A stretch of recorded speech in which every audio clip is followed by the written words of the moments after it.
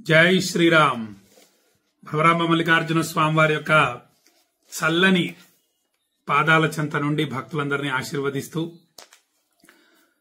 కాశీ రామేశ్వరం పూజలు పూర్తయ్యాయి దిగ్విజయంగా.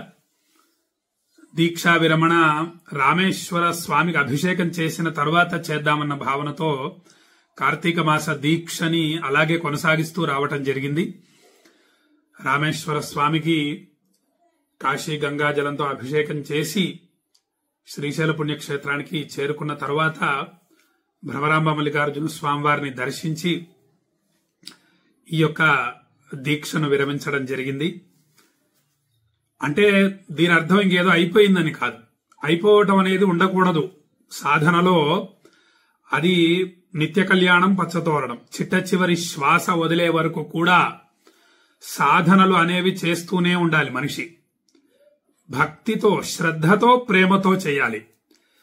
ఎందుకోసం చేయాలి అంటే మనలోనే ఉన్నాయి. మొత్తం సమస్త పుణ్యక్షేత్రాలు ఈ శరీరంలోనే ఉన్నాయి. మనము అన్నప్పుడల్లా మనం గుర్తుపెట్టుకోవాల్సింది ఏమిటంటే శరీరము అని కాదు, ఆత్మ మన స్వరూపం. ఈ శరీరంలో అనేక అద్భుతాలున్నాయి. ఈ శరీర నిర్మాణం చాలా గొప్పది. పరమేశ్వరుడు అనుగ్రహించినటువంటి అద్భుతమైనటువంటి దేహం ఇది. అందుకే ఈ దేహాన్ని భార్యాభర్తలు ఇంకా ప్రసాదించాలి. కేవలం ఒకరు చాలు, ఇద్దరు వద్దు అనేటటువంటి ఇవి సరైనటువంటి నిర్ణయాలు కావు. ఈ అద్భుతమైనటువంటి దేహాల్ని అనేక మందికి జన్మల్ని అనుగ్రహించాలి. మానవ జన్మల్ని పైన ఆకాశంలో తిరుగుతూ ఉంటారట జీవులు. తల్లిదండ్రులు చక్కని, అంటే ఒక్కొక్కరికి ఒక్కొక్క నిర్ణయాలుంటాయి. ఆధ్యాత్మిక సాధనలు చేస్తున్నటువంటి తల్లిదండ్రుల కడుపులో పుట్టాలని కొంతమంది అనుకుంటారు. కొంతమంది సరే అనేక సుఖభోగాలు అనుభవించాలి, ధనం సంబంధంగా సంపన్న కుటుంబంలో జన్మించాలని కొంతమంది అనుకుంటూ ఉంటారు. ఇలా మొత్తానికి ఏదైనా కూడా జీవులు ఆకాశంలో సంచరిస్తూ ఉంటారట. వీళ్లు కనడం మానేసి కేవలం ఒకరు చాలు, ఇద్దరు వద్దు అనుకుంటూ ఉన్నారనుకోండి, పాపం వాళ్ళు జన్మించే అవకాశం ఎక్కడ అవకాశం ఉంటుంది.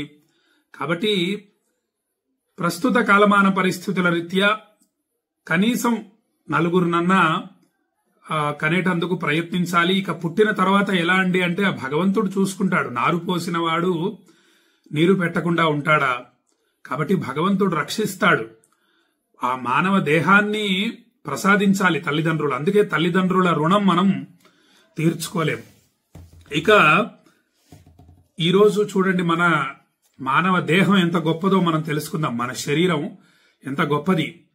మనం ఈ శరీరంలో ఉన్నామనేటటువంటి విషయాన్ని ఎప్పుడూ గుర్తు చేసుకుంటూ ఉండాలి. ఏమిటా విషయం? మనము ఈ శరీరాన్ని ఆశ్రయించి ఉన్నాం. మనం ఎవరము? చిదానంద రూప శివోహం శివోహం. మన గురుగారు చెప్పేశారు, ఆదిశంకర్లు. కాబట్టి ఈ శరీరమే ఒక దేవాలయం. అటువంటి ఈ దేవాలయంలో అనేక అద్భుతమైనటువంటి ఉన్నాయి. వాటిని తెలుసుకుందాం మనం. 72,000 నాడులు ఉంటాయి ఈ దేహంలో. ఇక ప్రతిరోజు కూడా 21,000 సార్లు గాలి పీల్చుకొని మనం వదిలిపెడుతూ ఉంటాం. ఇదొక అద్భుతమైనటువంటి సోహం. దీన్ని అనుసంధానం చేసుకుని మనం సాధనలు చేస్తూ ఉండాలి. ఏదో సాధన అయిపోయింది, అయిపోవడానికి ఏమీ లేదు. అనంతమైన బ్రహ్మానందాన్ని అనుభవించి ఆ స్థితిలో ఉండిపోవాలి. మళ్ళీ ఏదో కాసేపు గొప్ప ఆనందం. ఇప్పుడు మనం వెంకటేశ్వర స్వామిని చూడగానే గొప్ప ఆనందాన్ని పొందుతాం. కాశీ విశ్వనాథుడిని చూడగానే గొప్ప ఆనందాన్ని పొందుతాం. పొందాము, అయిపోయింది, బయటకు వచ్చేసాము, ఇంకా మన ప్రయాణం సమయం అయిపోయింది, ఇంక వెళ్ళిపోదాం, మళ్ళీ ఇంట్లో మళ్ళీ సంసార చక్రంలో పడిపోవటం కాదు. మళ్ళీ ఆ యొక్క బ్రహ్మానందాన్ని పొందినటువంటి ఆ దృశ్యాన్ని మళ్ళీ మళ్ళీ ధ్యానం చేయాలి. కూర్చొని ఇలా నిట్టనిటారుగా కూర్చొని ధ్యానం చేస్తూ ఉండాలి. నేను శ్రావణం నెల రోజులు విశ్వనాథుడిని అభిషేకిస్తాను గర్భాలయంలో. తర్వాత శరన్నవరాత్రులు 9 రోజులు విశాలాక్షి అమ్మవారి కుంకుమార్చన, కార్తీక 1 రోజులు విశ్వనాథుడికి అభిషేకం. స్వామి ఒక్కొక్క రోజు ఒక్కొక్క విధంగా అభిషేకం చేయించుకుంటాడు నాతో. ఆ గంగాజలం పోస్తూ ఉండగా కొంతమంది బిల్వదళాలు పెడతారు. ఆ బిల్వదళాల మీద ఒకరోజు అభిషేకం చేస్తాను నేను. అంటే చేయించుకుంటాడు స్వామి. అక్కడ మన ఇష్టం ఏముండదు. అక్కడ స్వామివారి ఇచ్చిన అవకాశాన్ని, సమయాన్ని సద్వినియోగం చేసుకుని వీలైనంత తొందరగా గర్భగుడిలో నుంచి బయటకు వచ్చేయాలి. వేరే వాళ్ళకి అవకాశం ఇవ్వాలి. ఒకరోజేమో బిల్వదళాలు లేకుండా కేవలం ఆ విశ్వనాథలింగం మాత్రమే చక్కగా దర్శనమిస్తూ ఉంటుంది.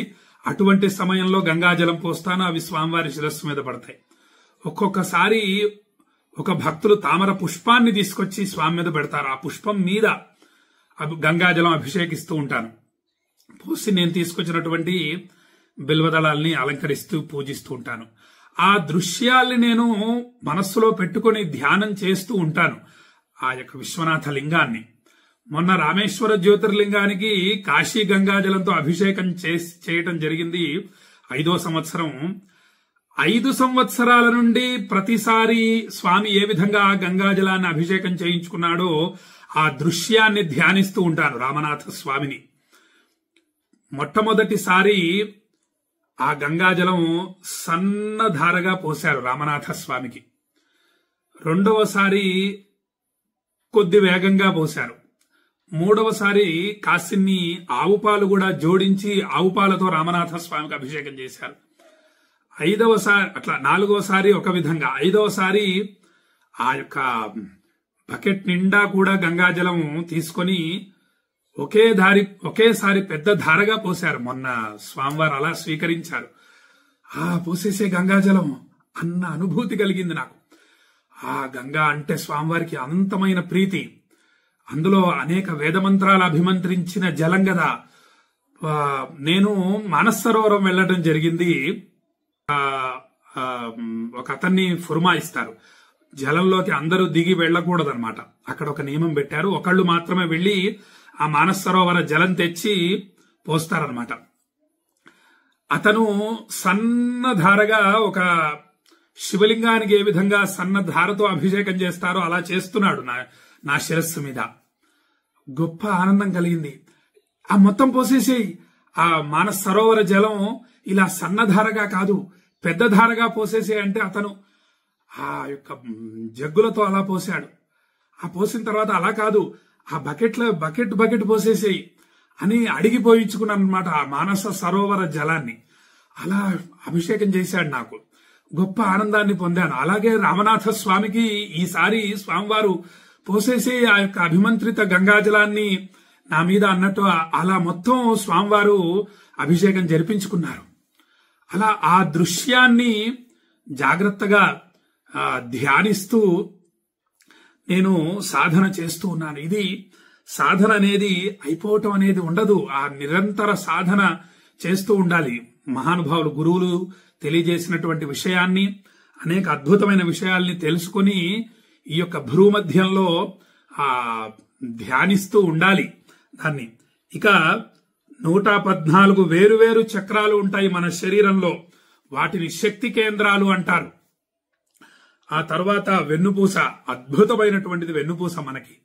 మన దేహంలో వెన్నుపూస స్థానం చాలా గొప్పది. మన తండ్రి స్థానం ఎటువంటిదో అటువంటి స్థానం వెన్నుపూస. తండ్రి లేకపోతే మనం అభ్యున్నతిని పొందలేము. అలాగే ఆ వెన్నుపూస లేకపోతే మనము ఎటువంటి సాధనలు చేయలేము. ఆధ్యాత్మిక సాధనలు చాలా ప్రధానమైనవి. ఆ వెన్నుపూసలో 6 చక్రాలు ఉంటాయి. వాటి గురించి మనం జాగ్రత్తగా తెలుసుకుందాం. ఇక వెన్నుపూస చివరి నుండి సహస్రారం అంటే ఇక్కడ వరకు, వెన్నుపూస చిట్ట చివరి నుండి మూలాధారం అంటారు ఇక్కడ. ఈ చివరి స్థానం నుండి ఈ యొక్క శిరస్సు మధ్య భాగం వరకు మనకు 6 చక్రాలు ఉంటాయి. 7వది సహస్రార పద్మం, అది కూడా చక్రమే.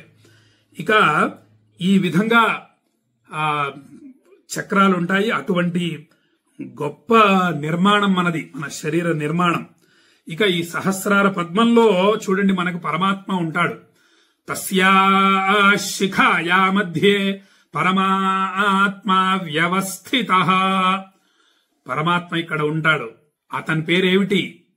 సబ్రహ్మ సశివ సహరి సేంద్ర సోక్షర పరమస్వరాట్. అతనే బ్రహ్మదేవుడు. మన సహస్రార పద్మంలో ఉన్నటువంటి ఆ మహాశక్తి చైతన్యం ఏదైతే ఉందో అదే బ్రహ్మ. సబ్రహ్మ సశివ, అతనే శివుడు. సహరిహి, విష్ణుమూర్తి అతనే. సహరి స ఇంద్ర, ఇంద్రుడు అతనే. సోక్షర పరమస్వ, అక్షరం. మొత్తం సమస్త దేవీ దేవతలు కూడా ఆ సహస్రార పద్మంలో ఉన్నారు. ఆ చైతన్యానికే అనంత నామాలు, అనంతమైనటువంటి పేర్లు ఆ చైతన్యానికి ఉంటుందన్నమాట. కాబట్టి ఈ విధంగా మనది అద్భుతమైనటువంటి దేహం. ఈ దేహాన్ని మనం తెలుసుకోవాలి, మనలో ఏమున్నాయి అనేటటువంటి విషయాన్ని మనం చాలా జాగ్రత్తగా పరిశీలించాలి. అంత తేలికైన విషయం కాదు. ఎందుకోసం తేలికైన విషయం కాదంటే వీటి గురించి మనం తక్కువ తెలుసుకుంటాం కాబట్టి తేలికైన విషయం కాదు. లౌకిక విషయాల పట్ల ఆసక్తి ఎక్కువ ఉండటం చేత వీటి గురించి మనకు చాలా తక్కువ తెలుస్తోంది. కాబట్టి ఈ లౌకిక విషయాల పట్ల ఆసక్తిని తగ్గించుకొని వీటి గురించి ఎక్కువ తెలుసుకునే ప్రయత్నం మనం చేస్తూ జాగ్రత్తగా సాధన చేద్దాము అని చెప్పి భక్తులకు తెలియజేస్తూ, రేపు ఇంకా కొన్ని అద్భుతమైన విషయాలు ఈ దేహం గురించి తెలియజేస్తాను. భ్రమరాంబ మల్లికార్జున స్వామి వారి అనుగ్రహంతో, భ్రమరాంబ మల్లికార్జున స్వామి వారి పాదపద్మాలు పట్టుకొని అని చెప్పి భక్తులకు తెలియజేస్తూ సెలవు తీసుకుంటున్నా. జై శ్రీరామ్.